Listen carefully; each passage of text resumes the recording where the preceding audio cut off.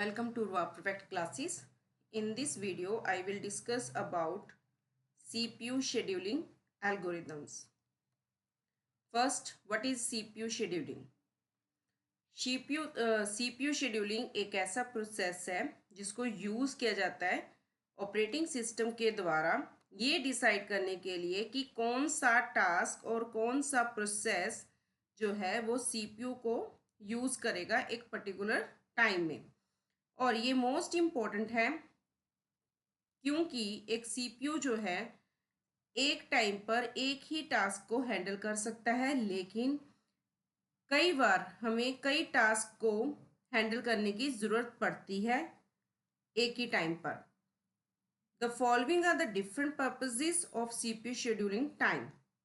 जो CPU scheduling time है उसका भी डिफरेंट पर्पस के लिए यूज़ होता है। फर्स्ट, मैक्सिमाइज करने के लिए सीपीयू यूटिलाइजेशन को। सेकंड, मिनिमाइज करने के लिए रिस्पॉन्स और वेटिंग टाइम को किसी भी प्रोसेस के। तो ये हमारे पास क्या है, सीपीयू का मीनिंग मैंने बताया कि सीपीयू क्या है, सीपीयू शेड्यूलिंग क्या है। It is a process which is used by the operating system for deciding which type of task और process gets to use the CPU at a particular time. And it's very important because a CPU can only handle one task at a time, but sometimes we have given many tasks which we need to be processed. So we can say CPU scheduling time has a used for the different purposes: for maximizing the CPU utilization, for minimizing the response and waiting time of the process. Second point, what is the need for a CPU scheduling algorithm? भी CPU scheduling algorithm के लिए क्या ज़रूरत है? CPU scheduling क्या है? Is a process, एक ऐसा प्रोसेस है जिसको यूज़ किया जाता है डिसाइड करने के लिए कि which process will on CPU to use while another process suspended. भी कौन सा जो प्रोसेस है CPU को यूज़ करेगा और कौन सा प्रोसेस जो है जिसको सस्पेंड किया जाएगा। मेन जो फंक्शन है सीपीयू शेड्यूलिंग का वो क्या है, ये इंश्योर करना कि whenever CPU remains idle, भी जब कभी भी सीपीयू जो है आइडल होता है तो operating system has at least selected one of the processes available in ready to use line. भी हमारे पास जो ऑपरेटिंग सिस्टम है उसके पास एटलीस्ट एक ऐसा प्रोसेस अवेलेबल होना चाहिए जो रेडी टू यूज़ लाइन में हो। मल्टी प्रोग्रामिंग में क्या होता है, मल्टी प्रोग्रामिंग में अगर long term scheduler multiple input output binding processes को यूज़ कर लेता है, उसको सिलेक्ट करता है, तो most of time CPU idle रहता है। और जो फंक्शन है इफेक्टिव प्रोग्राम का वो क्या है, is to improve the resource utilisation. तो ये रीज़न है कि why we need for CPU scheduling algorithm. Next हमारे पास कौन कौन सी टर्म्स हैं जो सीपीयू शेड्यूलिंग में यूज़ होती है। पहली टर्म है अराइवल टाइम, भी कब हमारा प्रोसेस पहुंचता है रेडी क्यू में उसको हम अराइवल टाइम कहते हैं। कंप्लीशन टाइम, कब प्रोसेस अपना एग्जीक्यूशन को कंप्लीट करता है उसको कंप्लीशन टाइम कहते हैं। वर्स्ट टाइम, जो टाइम रिक्वायर्ड है एक प्रोसेस के द्वारा सीपीयू एग्जीक्यूशन के लिए उसको वर्स्ट टाइम कहते हैं। टर्न अराउंड टाइम, जो टाइम डिफरेंस होगा बिटवीन कंप्लीशन टाइम और अराइवल टाइम के बीच में उसको हम क्या बोलते हैं, turn around time. Waiting time किसे कहते हैं, टर्न अराउंड टाइम और वर्स्ट टाइम के जो बीच का डिफरेंस है उसको हम क्या बोलते हैं, वेटिंग टाइम कहते हैं। ये हमारी क्या है, टर्म्स हैं जिनको हम यूज करते हैं सीपीयू शेड्यूलिंग में। नेक्स्ट हमारे पास क्या है, factors. What are the factors of CPU which are used, CPU scheduling algorithm which are used? First हमारे पास जो फैक्टर यूज होता है CPU utilisation.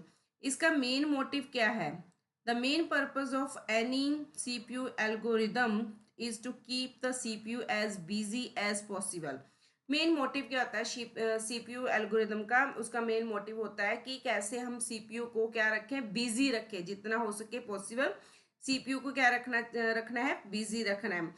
Theoretically CPU usage जो है कैन रेंज बिटवीन 0 to 100 होती है, लेकिन इन रियल टाइम सिस्टम में ये वेरी करती है फ्रॉम 40 to 90%, जो डिपेंड करेगा सिस्टम का लोड कितना है, सिस्टम के ऊपर कितना लोड है उसके ऊपर डिपेंड करता है कि सीपीयू यूटिलाइजेशन क्या होगी। नेक्स्ट उसके बाद हमारे पास है थ्रोपुट। थ्रोपुट में क्या बताता है कि जो एवरेज सीपीयू परफॉर्मेंस है वो कितनी है, is the number of processes जो परफॉर्म होते हैं, जो कंप्लीट होते हैं ड्यूरिंग ईच यूनिट में, उसको थ्रोपुट कहते हैं।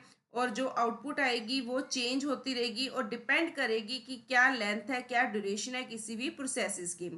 टर्न अराउंड टाइम किसे कहते हैं, किसी भी पर्टिकुलर प्रोसेस के लिए मोस्ट इम्पॉर्टेंट जो कंडीशन है वो ये है कि कितने टाइम के लिए एक प्रोसेस जो है परफॉर्म करता है, और जो टाइम एलैप्स होता है from the time of process delivery to the time of completion, उसको हम कन्वर्जन टाइम कहते हैं।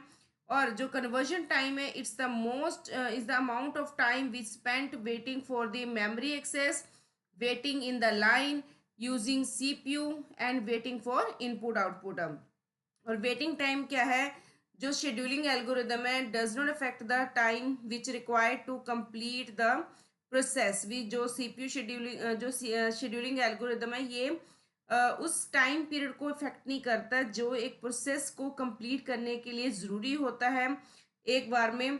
और ये it has started performing once started performing, एक बार जब वो स्टार्ट कर देता है परफॉर्म करना उसके बाद डज नॉट मैटर कि how much the time required to the complete that particular task. It only affects the waiting time, सिर्फ ये waiting time को affect करता है किसी भी प्रोसेस की। जो टाइम स्पेंड किया जाता है इन वेटिंग प्रोसेस में इन रेडी क्यू में खड़े रहकर वेटिंग टाइम प्रोसेस के लिए जो टाइम स्पेंड होता है उस वो मैटर करता है। रिस्पॉन्स टाइम किसे कहते हैं, इन ए कोलैबोरेशन सिस्टम, जो कोलैबोरेशन सिस्टम है उसके अंदर टर्न अराउंड टाइम जो है is not the best option. So we can say process में प्रोड्यूस समथिंग अर्ली, भी कई बार कोई प्रोसेस जल्दी ही समथिंग अर्ली प्रोड्यूस कर देता है और continue to computing new results while the previous results we release to user. So another जो मेथड है जो time taken in the submission of application process until the first response is issued, this measure is known as response time. मैंने ये आपके सामने क्या क्या discuss किया। फर्स्ट मैंने आपको बताया what is a CPU scheduling और क्या उनके पर्पसेस हैं। देन मैंने आपके साथ डिस्कस किया कि क्यों हम क्या नीड है सीपीयू शेड्यूलिंग एल्गोरिदम की। फिर उसके बाद हमने डिस्कस किया कि कौन कौन सी टर्म्स है जो यूज़ होती है सीपीयू शेड्यूलिंग में। फिर हमने डिस्कस किया कौन कौन से फैक्टर्स है जो सीपीयू शेड्यूलिंग के एल्गोरिदम में यूज़ किए जाते हैं। नेक्स्ट हमारे पास है, अब इस वीडियो में मैंने सिर्फ आपको मीनिंग बताया है, आगे नेक्स्ट जो इसकी वीडियोस होगी उनमें मैं आगे इसको डिटेल में एक्सप्लेन करूंगी कि सीपीयू शेड्यूलिंग के टाइप्स कौन कौन से, प्री एम्प्टिव शेड्यूलिंग क्या होता है, नॉन प्री एम्प्टिव शेड्यूलिंग क्या होता है, उनके फर्दर आगे कौन कौन से एल्गोरिदम्स यूज होते हैं उनको नेक्स्ट अपकमिंग वीडियोज़ में डिस्कस करूँगी। Thank you. If you like my video please like, share and subscribe my channel for next upcoming videos. Thank you.